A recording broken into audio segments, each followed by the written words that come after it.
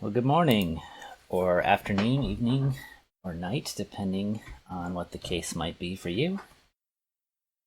Welcome to another ElmLive. It's nice to see a few repeat visitors. Arkham and Least Fixed Point, Mikey. Oh, Shadowlink just got back on. I think I recognize a few of the other names, but can't place them at the moment. Well, welcome back. And does anyone have any cool projects they've been working on in the last week? Would be curious to hear about it in the chat. Today, we are going to be doing some serverless authentication stuff. So I think it was maybe two or 3 weeks back when we did the Black Lives Matter project. We did like the front end UI for an interactive form. But to make more progress on that, we needed some kind of server for the backend. So I've been thinking about a good way to do that. And actually on Twitter, people were giving some good suggestions as well. Specifically, looks like a lot of people are interested in Rethink DB. And there's a thing called Horizon that you use with that. People were saying they can host that pretty cheaply on DigitalOcean. And I'm also a big fan of CouchDB, which I've played around with in the past. There's a cool company called Iris Couch that has pretty cheap hosting for that. But what I wanted to do for the ElmLive series was to try something a bit more experimental and see, in particular, I wanted to see how cheap and how scalable we could make a backend system. So today we're going to do the first step of that, and we're going to be using AWS. So for the authentication, they have this service called Cognito, which is basically a backend service to do user sign up and user authentication, and you can, in the end, get access tokens that give your users permission to different AWS services. So I'm not entirely sure what the backend architecture will look like after that, but I'm thinking we can use some combination of DynamoDB, AWS Lambda, potentially S3, and there's also this thing called IoT, AWS Internet of Things, which lets you do like put a WebSocket gateway in front of some of your other AWS services. So the cool thing about using AWS and all these things I've just mentioned, they're all services that you pay only for what you use. So you don't have to provision an entire server instance, which would cost at least a few dollars a month, if not tens to hundreds of dollars a month. So with all the things I just mentioned, there's basically a free tier where you can have like thousands of requests for free. And if you go over that, you're just paying per request. So it's very low cost and should scale amazingly well too. But also, it's highly likely we might have problems actually implementing something robust on top of that. Let's see. I guess I'm talking a lot. But before we jump in, I just wanted to give a shout out to the people who sent in some of their own code or were responding to my videos. So there's a couple cool things I want to go over maybe next week. Specifically for the lights out video, somebody made a algorithm to solve the lights out boards, which is really cool. And let's see, someone also wrote in asking if we could review some of their code, so I'd like to do that sometime. And let's see. Oh yeah, when we did the Mandelbrot zooming thing last week, we were having a lot of trouble with the CSS and getting the click events to work right. So someone made a fix for that. It's actually in a PR on the Mandelbrot repo if you want to go look at that. Cool. Looks like everyone in the chat has been playing around with Elm. Looks like it's evening time for Least Fixed Point. Cool. Somebody applied to No Red Ink where I work. I hope the application goes well. All right. So, I guess that's enough of me yammering, so let's get started. So, let me find the right window. So we're going to be using AWS Cognito.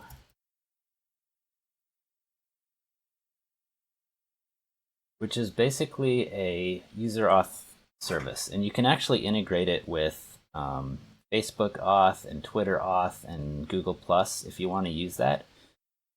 So today we're going to build an Elm API for talking to Cognito and build up a little sign-up form that can use Cognito to create and authenticate users. So if you are following along, hopefully you have an AWS account. I already have one set up that I'm logged into as an admin. So on this dashboard, got to find Cognito. Okay, it's this little purple one. And there's two ideas here. There's the user pools, which is what we're going to be setting up, and that's where when users sign up manually, not through Facebook or whatever, they'll be created in the user pool. And then the federated identities, I don't know if we'll get to that today, but that is where you can add Facebook auth or other things like that, and then assign AWS permissions to the different users. So we're going to go to the user pools. I already have one from when I was trying this out earlier in the week. I'm going to make a new user pool, and let's see, just call this Elm Auth sample. And I kind of like to step through all the settings, just see what we're setting up here. So first of all, it lets us define different attributes that we want to be required when someone signs up. I'm just going to leave email as the only required attribute. I guess we could even turn that off, but I'm going to leave it on. And okay, it looks like we could add other types of attributes if we want to require them. I'm going to leave that empty. Oh yeah, okay, so we can set a password policy for our users. I'm just going to turn all these off for now for this demo. But in a real app, you'd probably want to leave all or most of these, or at least set the length higher. All right. Oh yeah, and this Cognito is actually really cool because it can give you multi-factor auth built in if you want it. I'm actually going to set this to optional, just so we can play around with it if we want to later. But you could require it or totally disable it for your app. And then, oh yeah, for their sign-up flow, they require either email or phone number to be verified for their sign-up. And let's see, I'm going to just put something in the title to identify these. Elm auth test. I guess you can customize the verification email. Do you want to customize SMS? No. Well, sure, let's add this to the message. Elm auth test.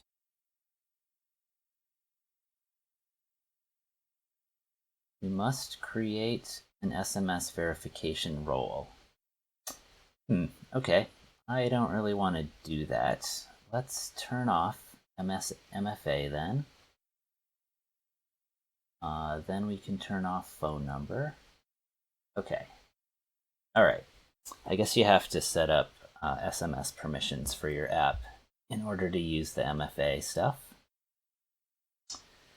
I want to remember the user's devices. I don't know what that means. Let's just say they can opt in if they want to. All right, so which apps will have access to this user pool? Okay, so we're going to have basically an example web app that's going to need to access the authentication service. So let's just add a name for this, Elm Auth example app.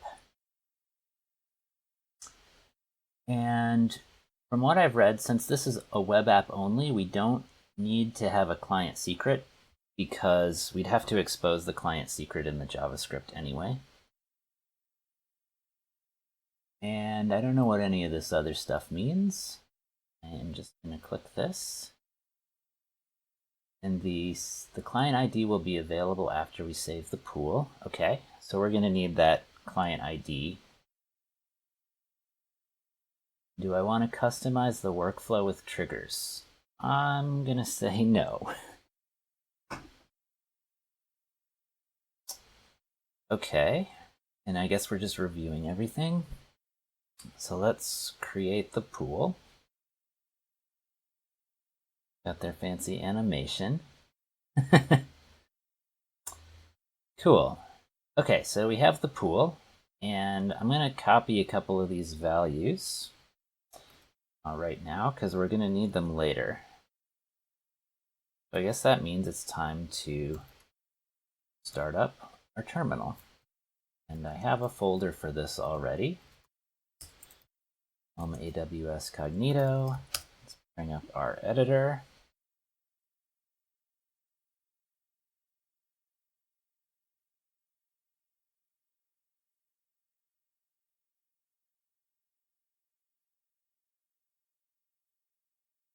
All right, we can close this README file. And I'm going to make a new file called, I guess, notes just for now. And what do we have here? We've got the pool ID is that. We've got the pool ARN. I think we're going to need that too.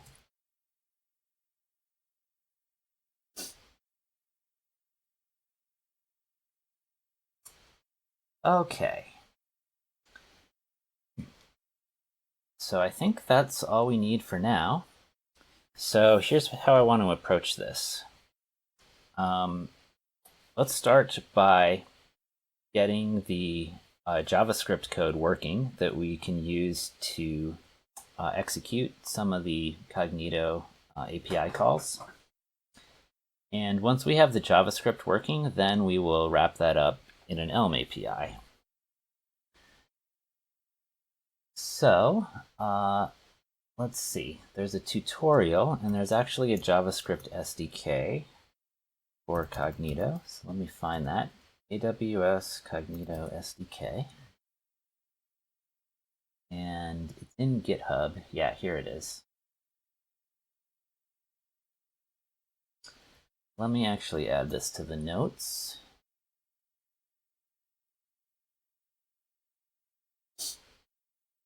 Okay, so there's some example code in here.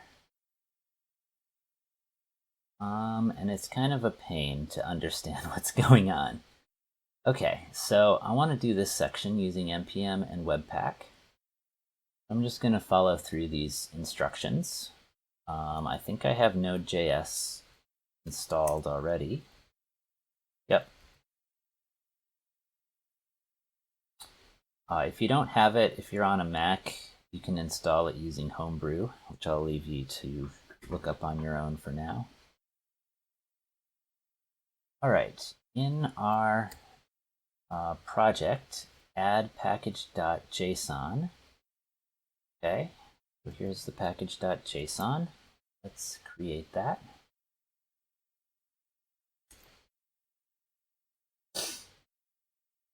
Now install the required tools. Okay, so I guess we need to run these commands in our terminal. So let's install all this stuff. So Webpack, I know, is a command line thing that basically will assemble a bunch of assets into like the final files that you're going to put on your website. I assume these are just dependencies for that. And here's the Cognito SDK and an AWS SDK. And from what I understand, these two things are encryption libraries.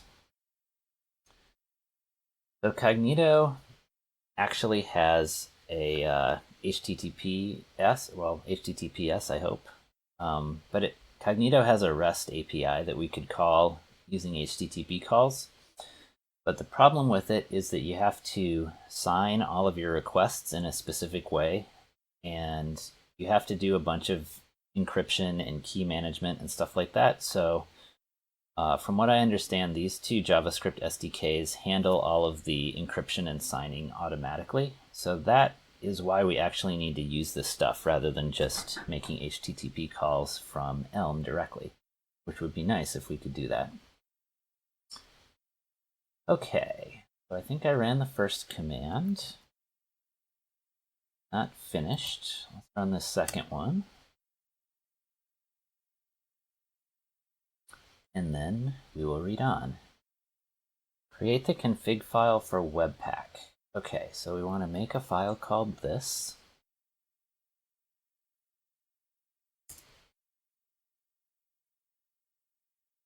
And stick this into there. Okay, this is a lot of stuff. It's not a great API. Okay. So we have this file. May need to configure it somehow, but I guess we'll deal with that if we get errors. And I think it's saying this is just an alternative. I don't quite know what this is for. And then add the following to our package.json. Okay, let's copy this.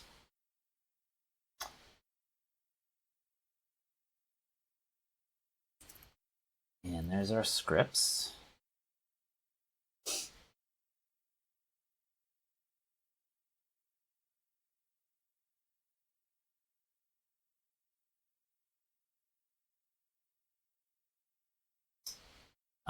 Okay, what do we do now? Okay, build your application with npm run build. All right. And got an error. Before we do that, I am going to add this command to our README, just so we don't forget.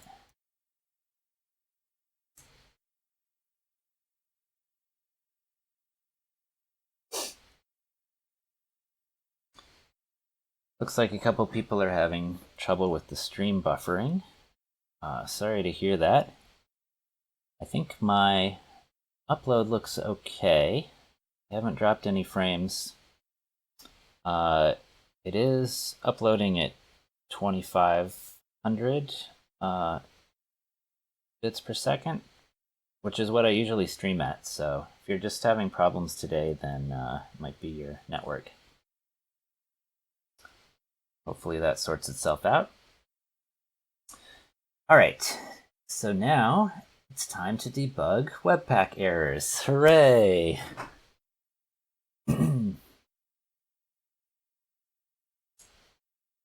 Error in entry point module not found.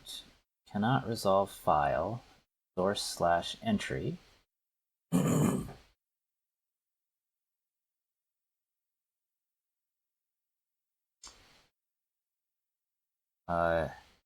Yeah, and for the stream, since I just have a free Twitch account, I can only stream at 1 bitrate.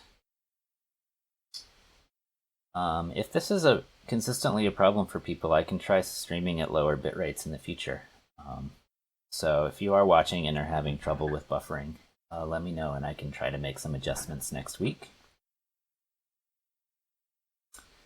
Okay, so I'm going to guess that this error is saying that there's a problem finding this file. So let's make sure that file exists.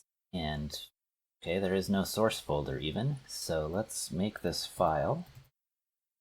I'm assuming it needs to be a JavaScript file.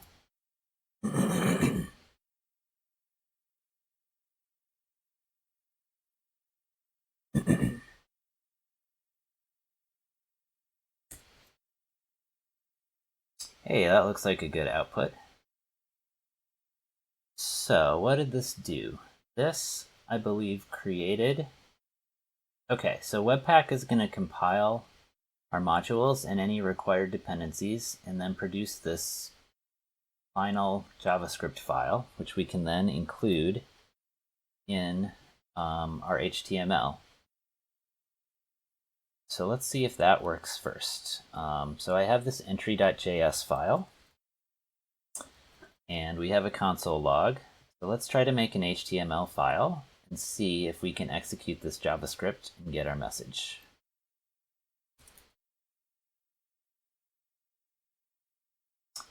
So I'm going to make a new file. Let's call this cognito.html. The reason I'm not calling it index.html is because sometimes if you run elm-make with the wrong parameters, it'll overwrite index.html. So just to be safe, I'm going to call it something different. And I guess we just need a basic HTML in here. Let's put a head. Let's put a body. And let's put a script. And this, I believe, should say dist/myapp.js.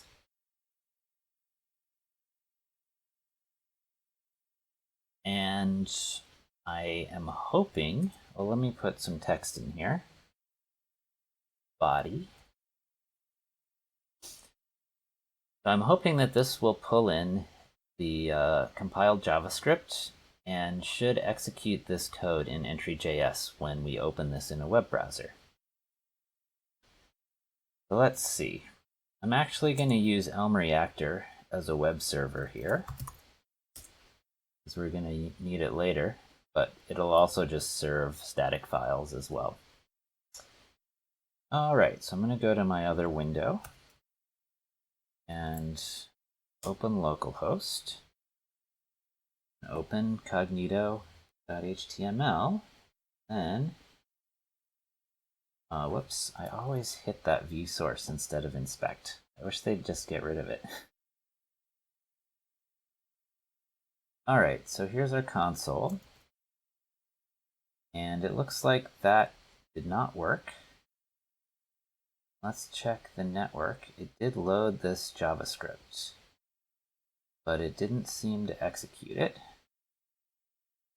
So, well, great. Now we get to debug JavaScript problems as well as Webpack problems.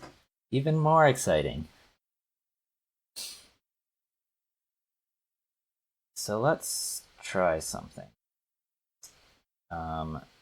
First, I'm going to make sure that this is loading the JavaScript.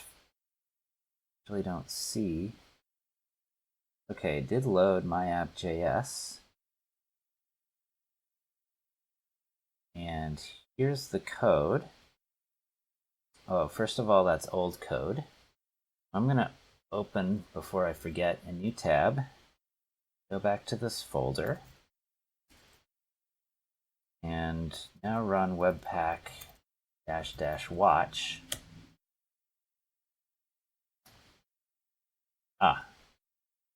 Webpack, I think, is in code modules .bin/webpack. Okay, I'm going to run that --watch. Okay, so now what this does is whenever I save this JavaScript file, it's going to recompile the Webpack stuff. So that's one thing off of our mind. Try reloading. Okay, so it is loading the JavaScript. I guess it's not executing the code in here.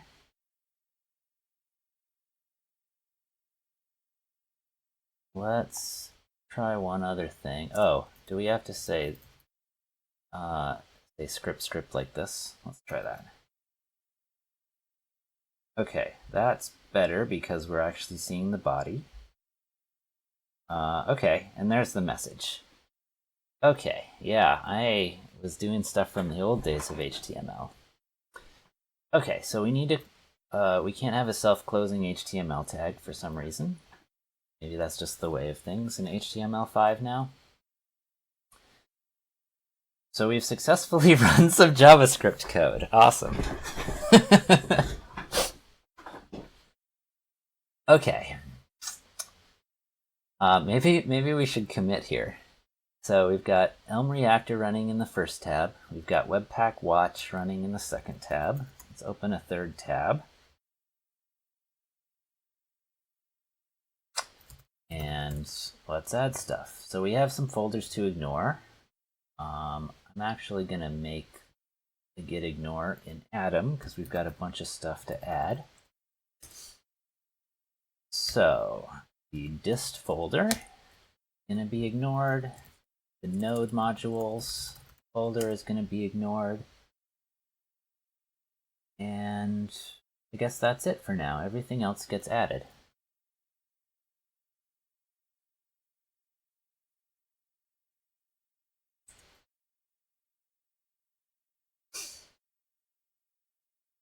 Cool. Yeah, it looks like everyone's telling me the script tag should be closed. I'm just seeing those messages now, so I guess there's like almost a minute delay for the stream.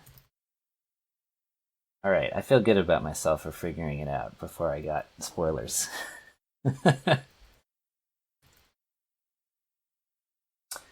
Okay, we can run JavaScript code. Oh shoot, and you can't put exclamation marks in bash. All right, there we go. All right, so I'm going to push this up. The link to the Git repository is in the bottom corner of the screen, as usual. If you want to grab it and start playing around as we go. All right. Let's take a deep breath and decide where we're going next.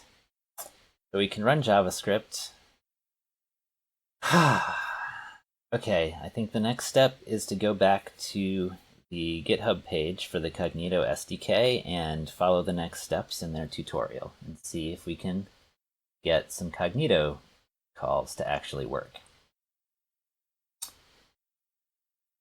Okay, so configuration, we're going to need the pool ID, which we got, and we're going to need the app client ID, which I think we can get. I'm not sure if we should actually, if I should show the client ID on the stream. I guess it shouldn't matter because this is going to be exposed in the JavaScript files anyway. Well, not this, but the client ID. All right, well, let's think about that when we actually need it. But we're going to need the user pool app client ID. So let's make a note of that in our notes that we're going to need that. Get from Cognito console. All right. If we're going to use a federated identity, we will need the ID of an identity pool that will accept logins from this Cognito pool and app. Okay, so I don't think we've created that yet, and we might want to later. So let's just make a note of that, but I don't know if we'll get to using that today or not. All right, usage. Usage examples. Okay, so we're using Webpack. Let's grab this code, stick it in our entry.js.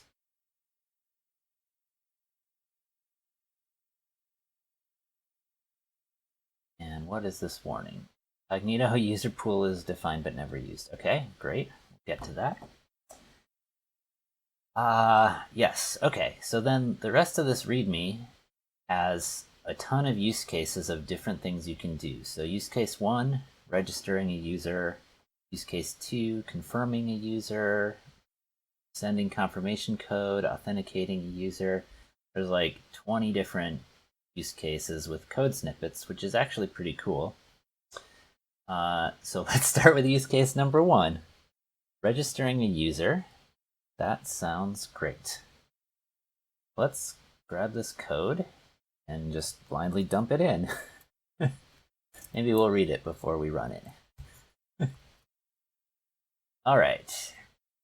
I'm going to close the browser on the left so we can see things. Okay, so Cognito user pool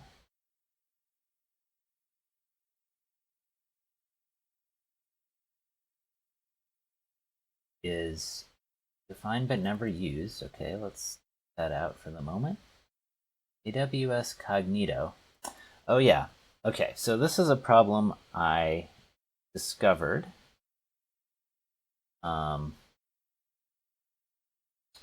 With these docs earlier in the week. So this code is only written to work with when you're using the raw imported JavaScript. So to use it with Webpack, there's actually a change we have to make, which I believe, if I remember correctly, anywhere we see this, AWS Cognito identity service provider, we need to replace that with this thing that we imported, Amazon Cognito identity. I'm just going to find all those places and replace it. Okay. And what's down here? Alert. Okay, let's change that to a console.log. And Cognito user is not defined.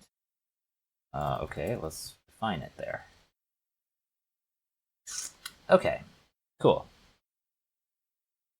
So, I see some stuff we need to fill in, but I kind of just want to try running this right now and see what happens.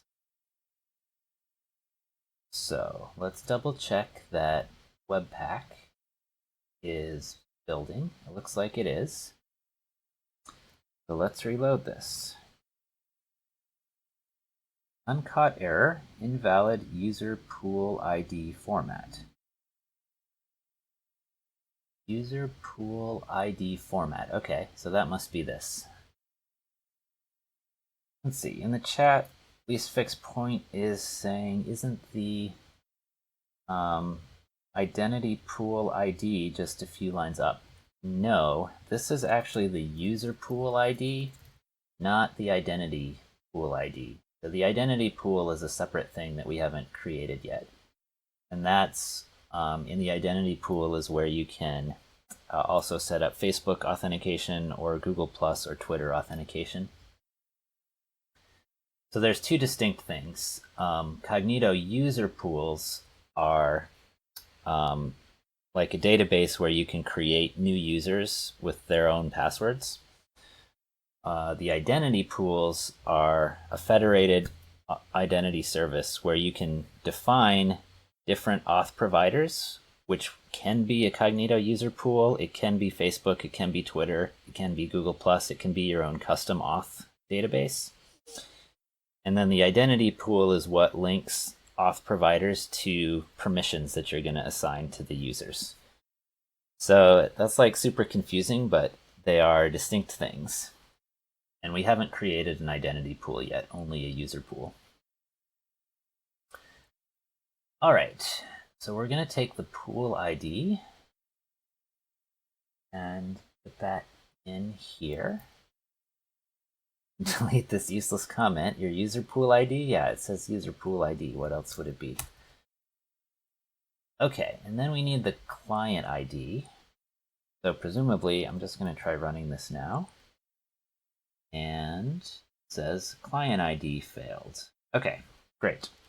So now we need the client ID.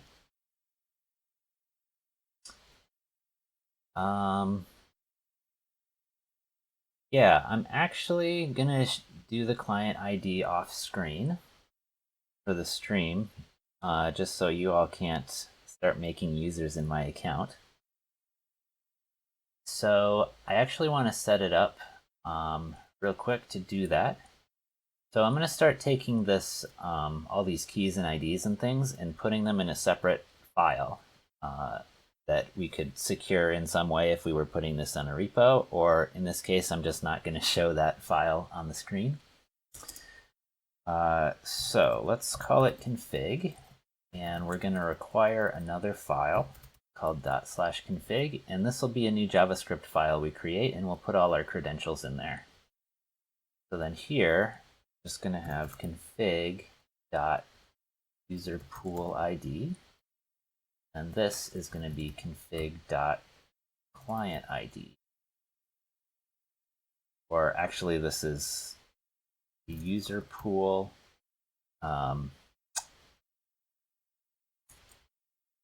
client ID. Hey, Mikey. Thanks for tuning in. See you later.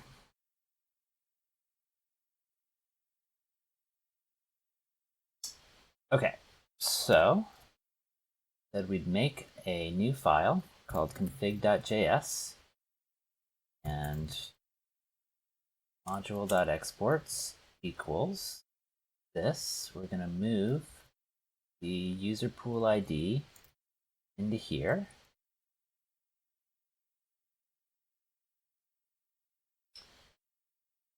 And then we're going to say the other thing. User pool client ID is to do. Okay, let's just make sure this all still works. Okay, great. User pool client to do does not exist. You can read that. You can bump this font up.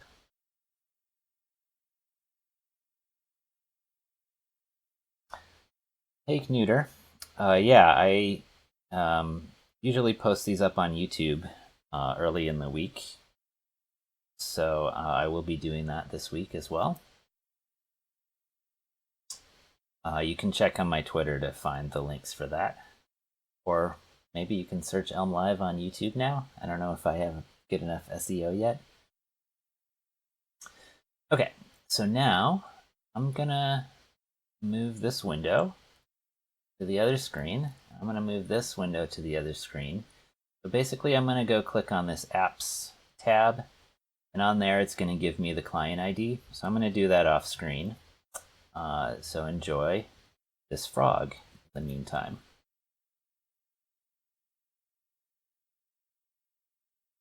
All right, I've got the app ID. I'm putting the app ID in the config file. Okay, I've closed the config file, and I've closed the tab. Okay, so I've filled in the client ID in the config file, and now, whoops, okay, I'm getting confused with all these tabs. Now, let's see what happens. Hey, we got a new error message. So it's saying invalid phone number format. So I think we have successfully configured the pool. I guess we didn't need this line for whatever reason. And delete this console log. And here's a phone number. Okay, I'm going to move this line up. It has to do with email. So does this line. And then this stuff is all about phone number. So it looks like we're making a list of attributes and then creating attributes. Here we're adding email, and here we're adding a phone number. Those get added to this list, and then we send that list along when we sign up the user. So I think I'm just going to get rid of phone number for now. Should work without that. And I'm going to put my own email in here. plus ElmLive plus demo1 at gmail.com. All right, so let's see how this works. Oh, and let's change the username to be demo1. And sure, their password can just be password. I'm going to delete all these users later, so. Username is demo1. Okay, so it looks like it got all the way to this point and successfully made a user. That worked surprisingly easily. So if that worked successfully, I'm gonna go to this users tab and refresh. And in fact, here we see demo1. And if I check my email on my phone real quick, yes, I actually see a verification email that gives me my verification code. Awesome. So I am actually quite happy with that. Yeah, I'm kind of stunned that that went so smoothly. Cool. So I guess we can celebrate a little bit. I'm still stunned here. So that totally worked. I guess we should commit this, and then we can start making our Elm library to wrap this authentication API. And we're going to start with just this one API call that does sign up. But once we have that pattern, we should be able to add some of these other use cases. So I guess specifically, we should make a form that lets them confirm their sign up with the PIN code that got emailed to me. And then we should also do this use case where we actually log them in and get their access token.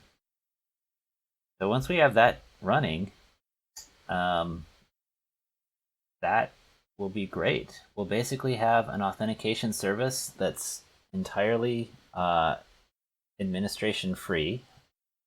And actually the cost, there is a cost associated with Cognito, but it's super cheap.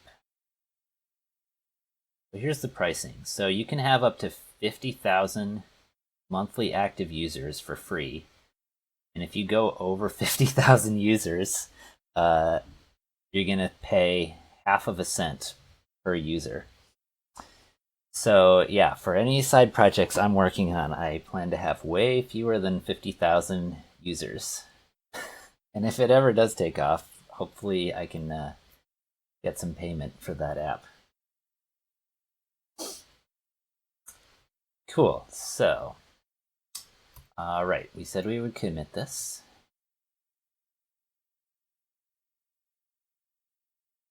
Oh, okay, good. I almost showed you all the credentials. I guess you'll see them if you clone the repo, but I will shut down this app later to the stream.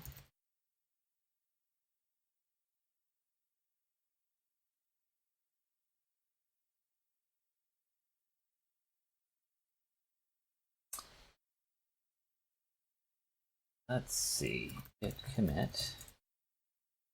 We can register a user. And to escape the exclamation mark in bash. All right. So, onward to Elm. I guess this is where ElmLive really begins today. Okay, so I guess we should start with an Elm app, and we're going to want a form where we can enter the desired username and the desired password and submit it. So let's build that form real quick.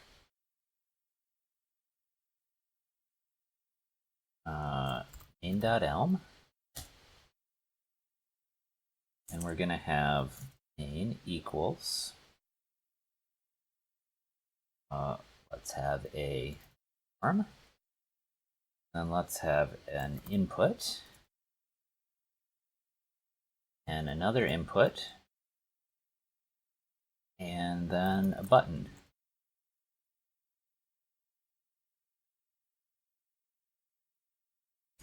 So we need to import HTML, which is where all these form input buttons come from. And let's have a placeholder of email. I guess we need three things. We need an email address. We also need a username. And we also need a password.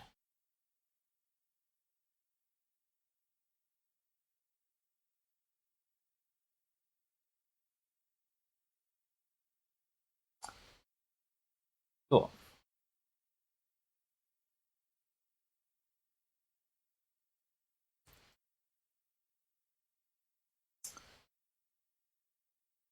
So we have main.elm.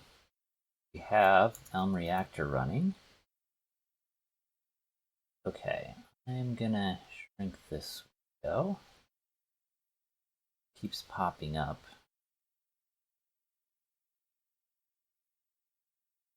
Let's see. There's no good way to keep this from popping up when I Alt-Tab. Alright, so let's reload. And actually, let's comment all this out temporarily so we don't keep making users.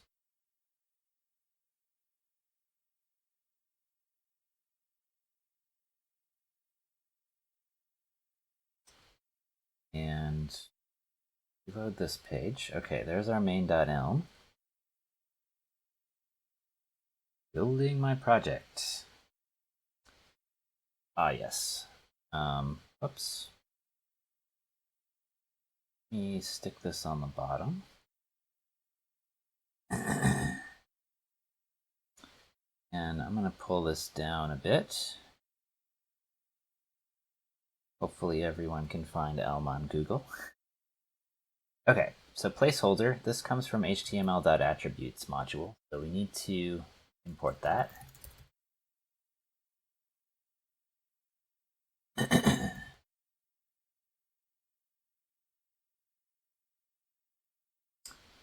And form is ambiguous, so we need to use html.form.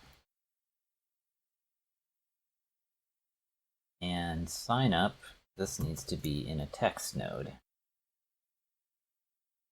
Okay, so here's our form. I guess we can make this a bit bigger.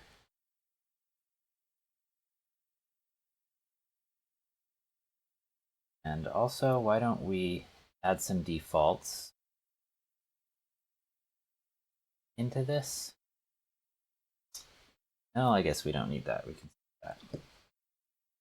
Oh, sorry, Arkham, that you're having buffering trouble.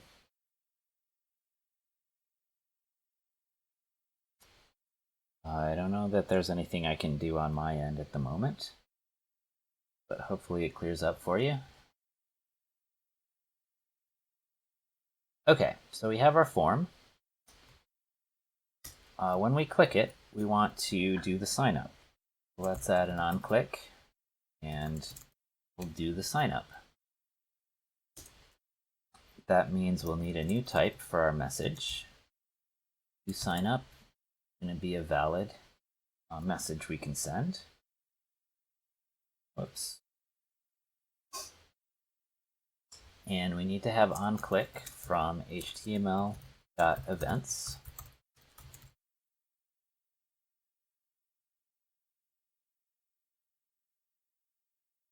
You're not really a gamer. So this auth is serverless because basically I don't have to set up or manage or provision or scale my own servers.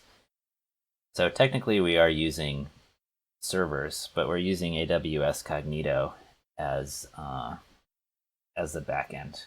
So they have servers, but I don't have to manage my own, which is great because it means I don't even have to pay for a single instance if I'm not actually using the app.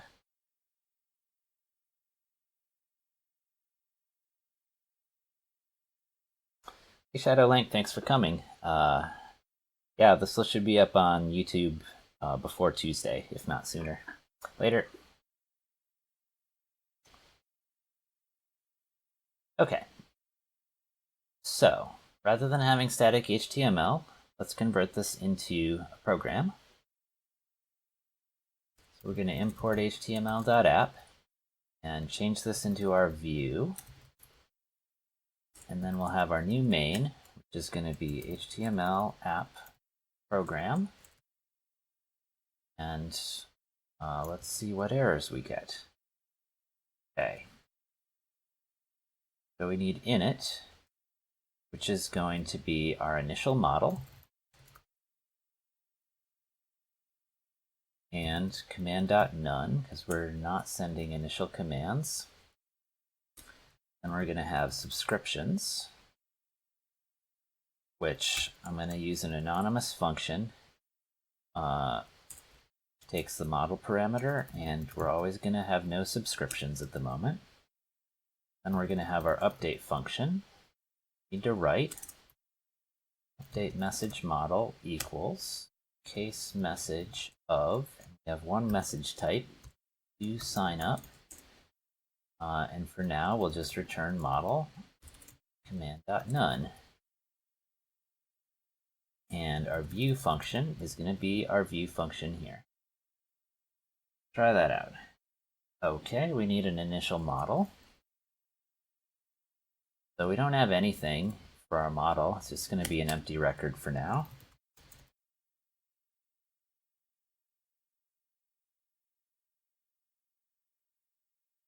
Cool. Oh yeah, and then in our update, I'm just going to put debug.log. We click sign up. Oh, this is actually a form, so it's actually going to submit the page.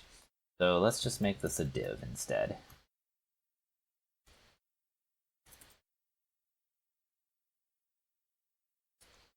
Cool.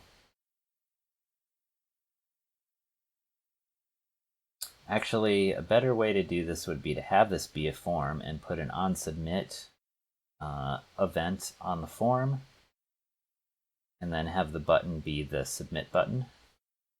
But I think I might mess that up if I try to do it quick.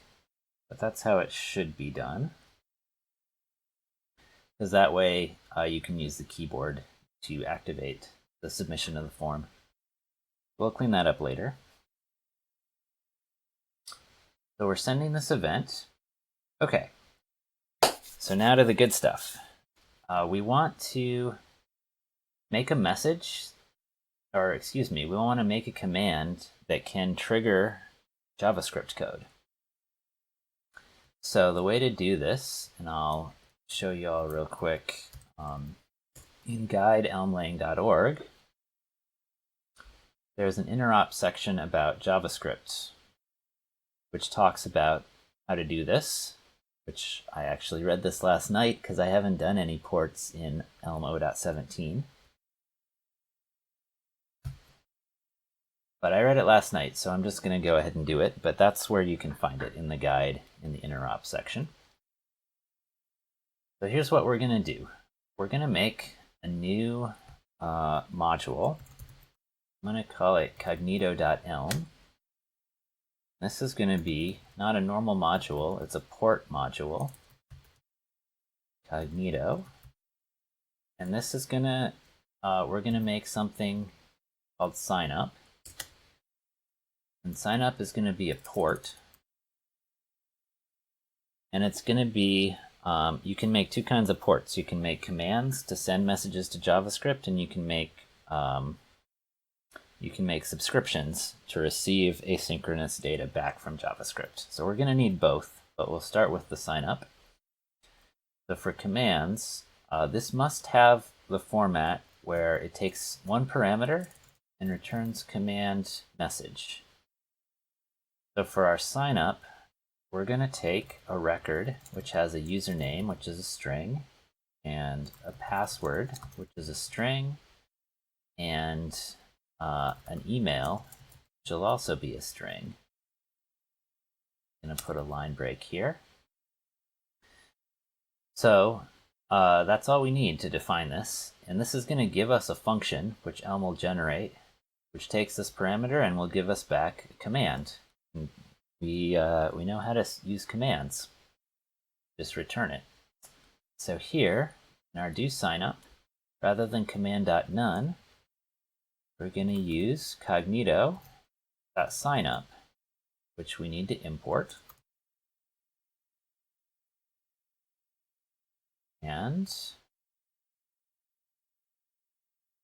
we need to spell it correctly. And then we need to pass all these parameters. So let's do this. Let's fill in our form, and let's actually make a whole field that represents the sign up form model.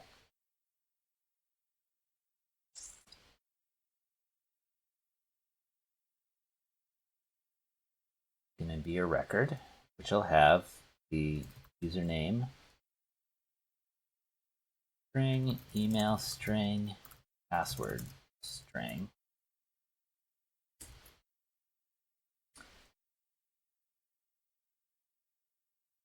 So for now, I'm just going to hard code this in. Demo2, password equals password, and email. I'm going to grab this same demo email, stick a 2 on here. Cool.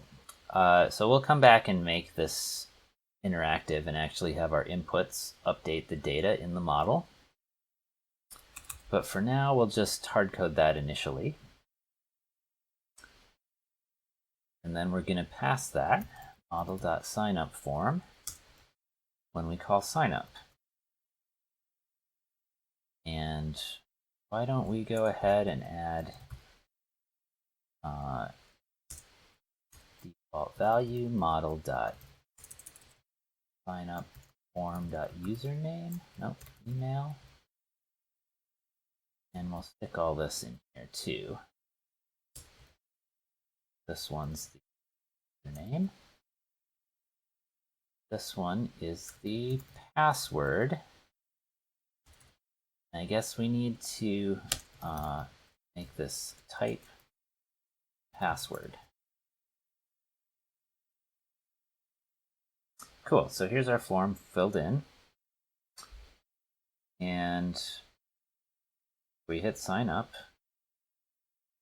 What happens? Call do sign up, and in fact, nothing happens right now. So it's basically sending a message out to the port, but we haven't listened to the port. So that's the next step. Let's see. Arkham's suggesting we should use a type alias for the user. That is probably true. And also I am kind of focused on getting this working. So I haven't had time to think through how we should refactor this. So let's save the refactoring for a later date. Oh yeah, and people are asking about default value here versus value. There is a reason to do it, and I don't remember offhand. Richard Feldman is maybe writing a blog post, if he hasn't posted one already, about why you should use default value. And there's actually a similar problem in React.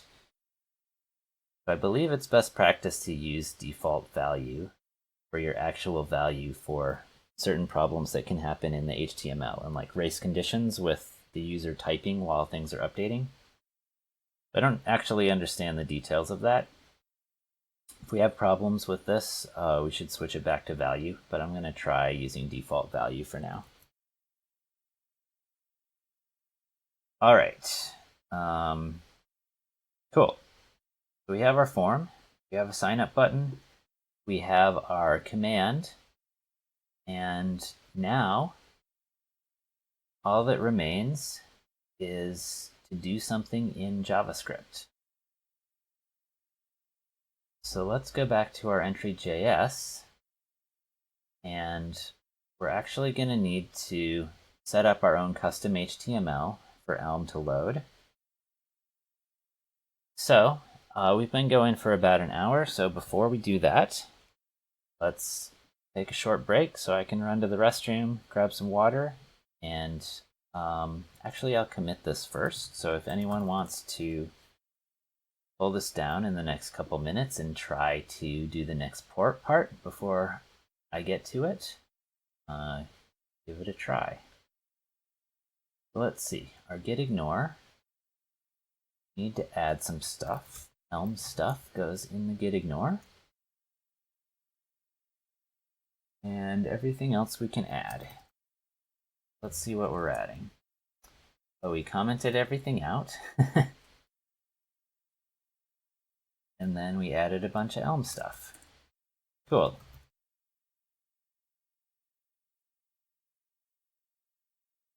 So we created an Elm form that sends sign up events to a port. Cool.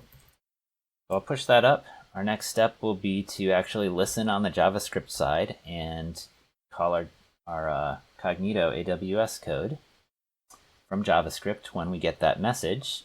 And then we'll also have to set up an Elm subscription so that we can get the result back of whether things succeed or fail.